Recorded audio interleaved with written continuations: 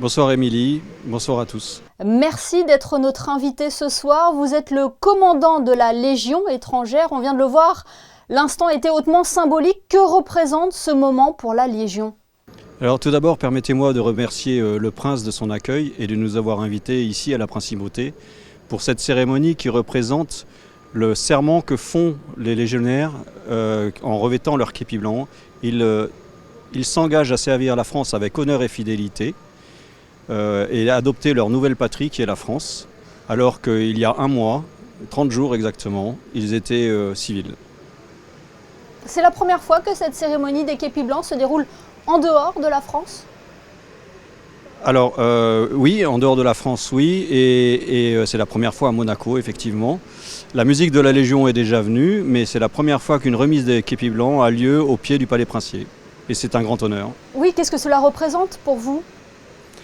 Alors, jurer de servir avec honneur et fidélité un pays d'adoption pendant 5 ans, c'est une démarche qui n'est pas facile. Les légionnaires l'ont fait en toute conscience, ils sont tous volontaires.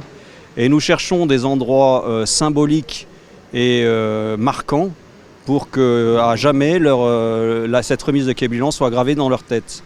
Et bien sûr, les liens entre la Principauté et la Légion étrangère sont ancestraux. Et notamment l'arrière-grand-père du prince Louis II de Monaco a servi à la Légion étrangère. Il a terminé général de division et il était enrôlé au 1er régiment étranger après avoir fait Saint-Cyr. Alors ces nouveaux képis blancs se sont engagés à respecter le code d'honneur du légionnaire et à cultiver les valeurs que la Légion représente. Quel est ce code de l'honneur et quelles sont ses valeurs ? Alors le code d'honneur, ce sont 7 articles qui en fait sont notre définition à nous de l'honneur. La fidélité, c'est assez facile à concevoir. L'honneur, c'est plus dur à définir. Et donc nous l'avons défini en 7 articles. Et ces 7 articles, on peut les résumer dans le culte sacré de la mission, la rigueur de l'exécution, le culte des souvenirs, le respect des anciens et bien sûr l'entraînement, le maintien en condition et ne jamais abandonner ni ses morts, ni ses blessés, ni ses armes. Et quelles sont les missions de la Légion étrangère ? Quel est son rôle ?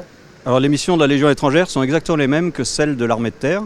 Nous sommes partie intégrante de l'armée de terre. Nous, on représente 12% de la force opérationnelle terrestre, soit 9500 légionnaires. Et que ce soit au sein de la brigade parachutiste, au sein de la 6e brigade légère blindée ou la 27e brigade d'infanterie de montagne, nous faisons les mêmes missions que nos camarades du régime général. Et qui sont ces légionnaires ? On parle d'une seconde famille, vous êtes d'accord avec cela ? J'espère que nous sommes bien une seconde famille. Un légionnaire qui vient de 147 pays différents et qui du jour au lendemain se retrouve en France avec parfois des kilomètres de sa propre famille, ici a besoin de retrouver la camaraderie, la solidarité, la fraternité d'armes qu'il a quitté de son pays. Et ensuite, tout au long de sa vie, il aura tout le temps un frère d'armes qui viendra l'aider. Et comme vous l'avez dit, ce sont tous des combattants qui peuvent évoluer dans tous les milieux. Oui, exactement. Même nos musiciens sont des combattants. Tous suivent la formation initiale. Les 9500 légionnaires ont tous assisté à un moment donné, au début de leur vie de légionnaire, à cette remise de képis blancs. Et ils sont tous amenés à être projetés sur un théâtre d'opération, quel qu'il soit, et là où la France demande qu'on aille. Eh bien, merci beaucoup Cyril Lutchenko d'avoir été notre invité ce soir pour évoquer ce moment si particulier pour la Légion étrangère. Merci beaucoup. Merci Émilie, bonne soirée à tous.